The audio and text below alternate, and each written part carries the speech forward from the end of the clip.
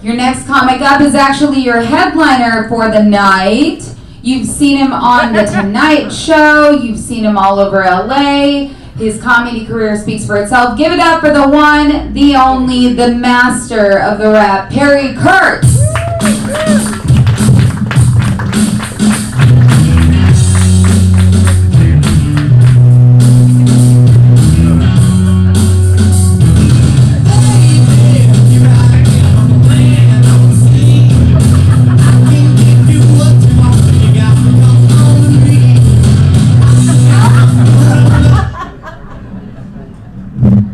Thank you very much, thank you. How about a round of applause for Angie and for everybody else who's been on the show.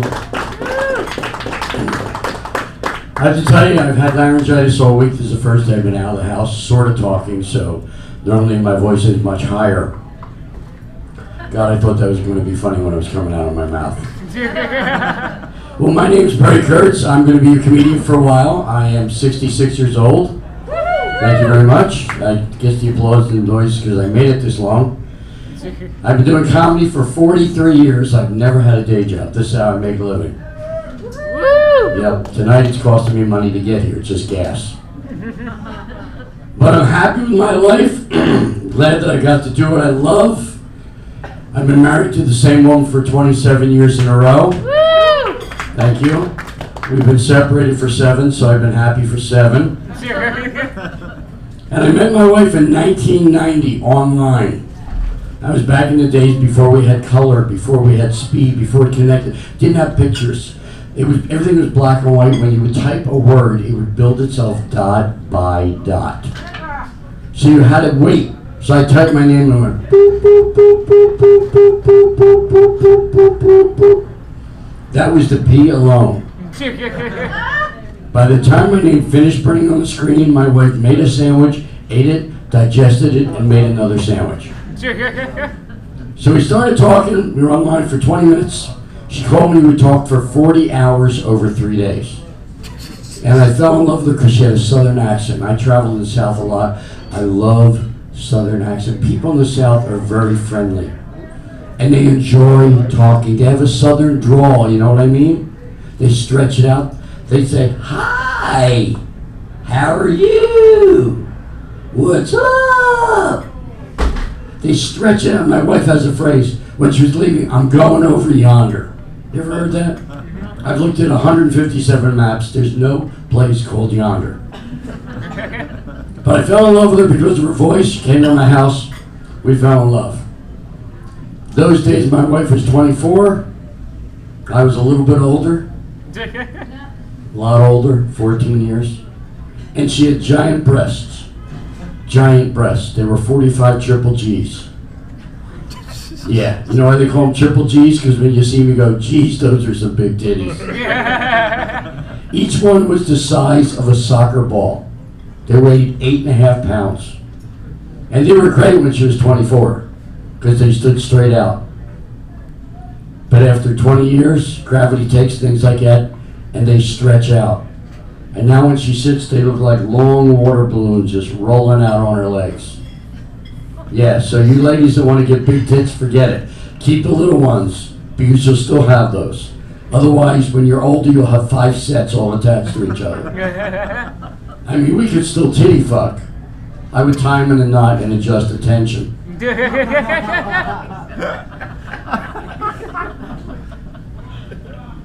But I married her because she was funny, she had this southern accent, and let me see how I can explain this. Part of her body could do this. Alright, some people are getting this, if you could explain to them. She had these contractions like a milking machine.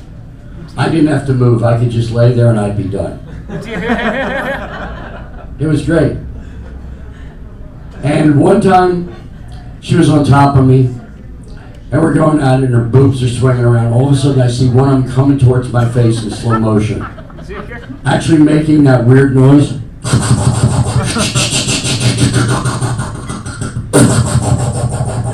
And it knocked me the fuck out. I wake up 20 minutes later, my wife's laying next to me smoking a joint. She goes, you know what? You're really good in your sleep. I I said in my sleep, well good, next time you want some, don't fucking wake me up, okay? What a magic power that is. So when I met her, we went out for about 1.5 years. Actually 6 months we went out. In those days I had a motorcycle. So when I first got into the Comedy Store, my name's on the wall there, means nothing. The only good thing about having my name on the wall at the Comedy Store is when I go there, I can park in the lot. That's impressive to comics. You can park here? So in those days, Arsenio Hall was hanging out. I was writing jokes for him. Andrew Dice Clay had just become Dice. Kinnison just came to town. Richard Pryor was working out. And we were hanging out there. And she says, hey, listen, why don't you come out to my house? So I drive out there. I walk in. There's a guy sitting on the couch. There's a little baby girl crawling around on the floor. And there's 2 kids in the corner, boy and girl, playing with blocks. So Kurtz said, honey, who are these kids? And she starts going, I guess I forgot to tell you, I have children. And I'm standing there looking at the 2 doors trying to figure out which one is going to get me the fuck out of there faster. You know the old saying, don't get involved with somebody that has baggage? My wife owns Samsonite. But I got to know the kids. They were all attractive, they were smart, and they didn't resemble me at all. I thought this is safe. But they did not know their fathers. They were from different relationships. So one night at dinner, I got down beside the table. I gave everybody a little go ring, put on their fingers. I said, I'd like to ask the 4 of you to marry me. And everybody looked at each other and they shook their head, except for my son. And he said, yeah, whatever, can we just have dinner now? So we got married at City Hall. Now, people that get married usually have a nice wedding. You have a party at a fancy place. Everybody dresses up. You have a band, or maybe if you're lucky enough, you get a DJ like Billy. He's a great DJ, by the way. He's real good. He's great with kids, and don't believe anything about the records. And we got married at City Hall. Now, you walk in City Hall, and it's all gray marble. There's no color anywhere. The bathrooms here are nicer than City Hall. And I walk up to the counter and said, hi, we'd like to get married. And the guy goes, oh yeah, you got to get married. I said, no, we'd like to get married. He said, yeah, we can marry you. I said, so you do marrying here? He said, yeah, we marry all the time. I said, all right, we'll wait till he said, we call you when we're ready. So we're sitting there, kids are playing, all of a sudden we're, Sarah and Perry, please come in. We walk in, it's the same guy. Only now he's wearing a judge's robe. And he's reading from the book, speaking perfect English. Like he took the Rosetta Stone over 20 minutes. And the accent's gone. And he gets to the end and goes, now, Sarah, do you take Perry to be your lawfully wedded husband? She goes, I do. And he goes, and Perry, do you take these people to be your family? And they said, what the hell, I'm here, right? Now, ladies are laughing because it was a stupid thing to do. And guys, be careful what you say around women. If you say something stupid, they will use it against you, because women remember every stupid thing we do forever. You never forget. And you save it until we do it again, and you can throw it back in our face. Remember that time 27 years ago when you said, well, I'm here. So we got married. Went on the road. First place we stopped on our honeymoon was in Barstow. We didn't even get to Laughlin. We were in Barstow. Barstow is a loop. It's a small town. You drive in, sign says, welcome to, thank you for coming. There's so much inbreeding in Barstow, I met people who were their own parents. And we had more teeth than the whole city put together. Then we went on the road. We moved out to South Carolina. Lived across the street from my wife's father, Jimmy. 6'8", big old man. Had a giant property. Everybody in this little town of Woodruff was directly related to my wife. I don't want to say there's some inbreeding there, but her little sister has 3 kids, each with an extra finger or an extra toe. Duh. So one day her father throws a party. Invites everybody in town, over 180 some people. They're all standing out there partying. He's got barbecues all over. He goes, hey everybody, hey, come here, hey everybody. Bobby, put down the gun. Bobby, put the gun, don't aim that at me. Put the gun down. Come on, everybody, come here. Put the keg down. You drink from it later. Come here. He gets everybody in a big circle. puts his arm around my head and says, "Hey everybody, this is my son-in-law. This is Perry. He's a real Jew boy." The entire circle goes, and from the back somebody goes, "I've never seen one before." So I'm trying to be cool with it. They're walking up to me, and they're all looking at the top of my head. You know why? Because they used to think that Jews had horns. We get horny, but we don't have horns. Well, we have one. One guy actually walked up, he said, "So if you're a Jew, how come you ain't got a big nose?" And I said, "Because I got a really big dick." He said, "I don't need to know that. I'm backing away." Yeah, that's the thing, guys. You know, ladies, you know, guys are all about false bravado. They're always trying to puff up their chest to prove how big they are. Mine's only 3 inches. Most women don't like it that thick. Sometimes they do when they cover their eyes and then they wipe their face like that. You're going to have to stop crossing and uncrossing your legs because I'm looking right up your dress. And I don't mind, but you need to trim. Did I say that out loud? See, I've been a comic for so long, I don't even know what the fuck I'm talking about anymore. I just get on stage and I babble. I talk about my real life.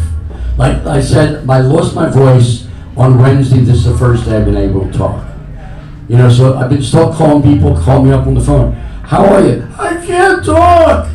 "What do you mean?" "I can't talk." "Well, what do you want to talk about?" "I can't talk." "Are you okay?" "I can't." And they keep talking to me. You know, I gotta hang up and they call me back. "Are you okay?" And the worst is my mother. My mother lives in Philadelphia. She's 4'10", red hair, looks just like Debbie Reynolds. That's what she's heard all her life. She looks just like Debbie Reynolds. When Debbie Reynolds died, she called me up. She said, "Debbie Reynolds is dead. Now who the fuck do I look like?" But she has got dementia, and I didn't know this till I called her up one time, and she picked up the phone. "Hello? Hi, Mom. Who's this?" "This is Perry." "Perry? I have a son named Perry." "Yeah, Mom, this is Perry. This is your son." "Oh, okay. Who's calling?" "Mom, it's Perry, your son." "You know Perry?" "Mom, this is Perry." "Oh, where's Perry?" "This is Perry on the phone." "Who's on the phone?" "It's Perry, Mom, your son." "You know Perry too?" "Yeah, I have a brother named Victor." "Is Victor there?" So she calls me up and says, "How's your throat?" I go, "It's not good. I'm having trouble swallowing." She goes, "Good thing you're not gay." Then she keeps asking, "So how's your throat?" "It's getting better." "Okay, all right. How's your throat?" She asked me 9 times in a row. So finally I distracted her. I just went, "Mom, did you eat today?" And she goes, "Wait, let me look in the sink." Yeah, so be careful when you get old. But like I said, I am 66. Best part of my life is that I have a 12-year-old daughter. Let me say that again. I'm 66 with a 12-year-old daughter. Thank you, ladies. See, the ladies always applaud. Yep, it still works. Not often, but it works. That one time was good enough. And she's now this tall. She's a singer and a dancer. She comes, we used to have karaoke up here. She looks at Billy like her big retarded brother. Well, not big, but a retarded brother. And now she's playing drums. I go to a jam session. I get up and make up songs, and she's sitting in. My 12-year-old daughter's playing with professionals. So I'm so proud to have her. She's not here because she got a drinking problem. So I guess I should, what should I do? What do you think, Bill? Keyboard or, yeah, pull that out, right. I got something special for you here. Let me get it. Pull that out, will you?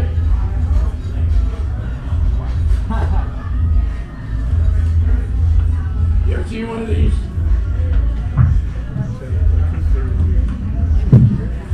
There we go. I think I ripped something. Turn it down. I'm going to unplug quick. All right. This is called the Keytar. They've been around for a while. I bought this for $50 in a Ralph's Market. Really? You ever look above the freezer section? There is shit there you had no idea existed. I saw an 11-slice toaster. Not 10, not 12. 2 slots of 5, and then one more at the top. Like, you know, I'm really fucked up. I'll just throw another one in there. The thing about this, it's got stuff built right in. You hit a button, and you're instantly playing rhythm and blues. You can jam.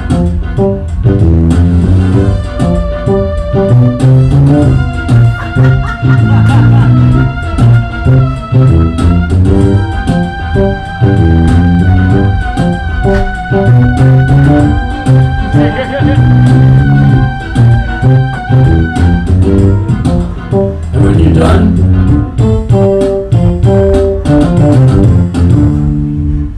isn't that fun? So you got a whole band right here. You don't have to buy a drinks, you don't have to get a hotel room. All you gotta do is shove a couple batteries up its ass and it's happy. Kind of like most bands. You ever see a scary movie and you know somebody's gonna die when you hear this?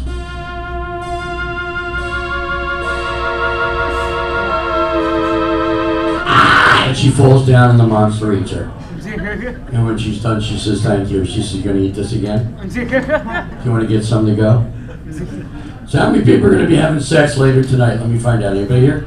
You guys up here? You guys fucking? You and her? Yeah. Alright, that's cool. Do you scissors a lot? I love scissoring. I think that's great. Trimming it down, yeah. Trimming it down? Yeah. Are you the trimmer? You're the barber? Because it's a nice little heart shape. You did a really good job on that. Very pretty. It's alright. She's been throwing me kisses since I got up here. She's going, no, I have. No, I'm kidding. Alright, so what we're going to try and do, because there's a lot more. We got, what, another 30 comics coming up here? 22. We're going to do an old song. It's called Louie Louie. Now, you may remember it. Basically, it's Louie Louie. Oh, baby, we got to go now. Ay, ay, ay, ay, ay, Louie Louie. Oh, baby, we got to go now. Ay, ay, ay, ay. But I don't use the lyrics.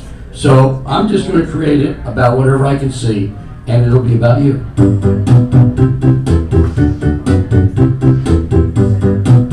All right, let's see.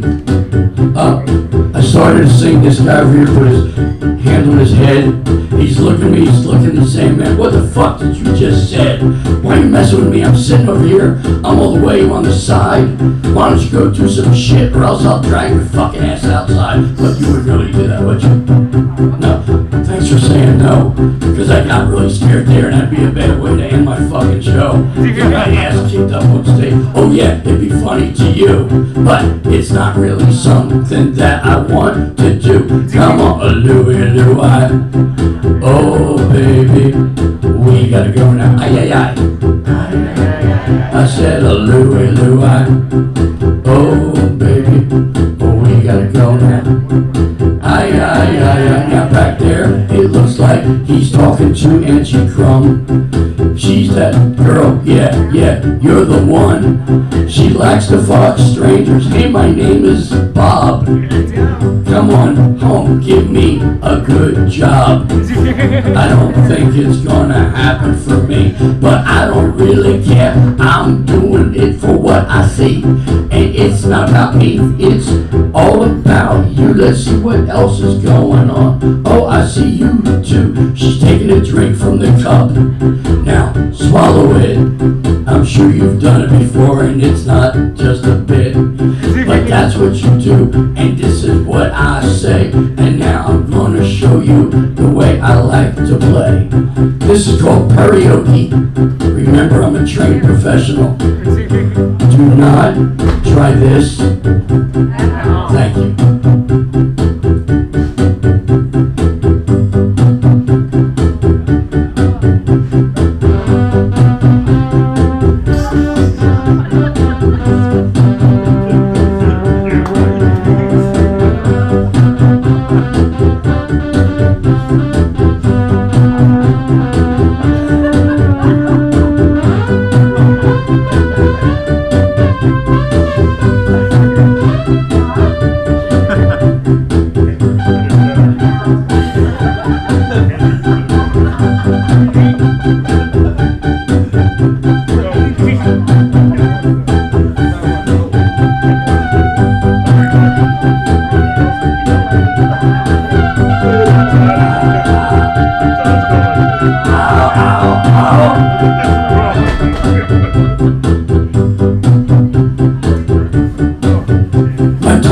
singing and you're laughing. Okay, that's much better. I sound like Daffy Duck.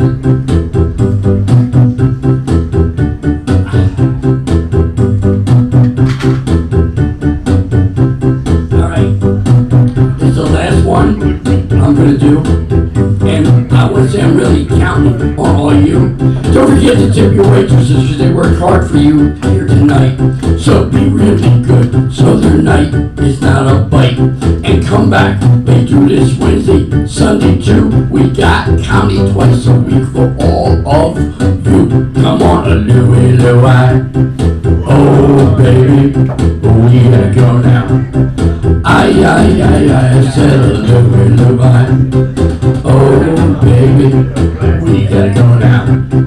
I want to thank you all for being here. My name is Perry Kurtz. You can find me at perryfunny.com. My real name is Perry Kurtz. I got hours on YouTube. And I'm here a lot. Come back. Be careful when you're driving home. Remember, a lot of people will be driving drunk. So if you are driving, drive as fast as you can. It's harder for nature that way.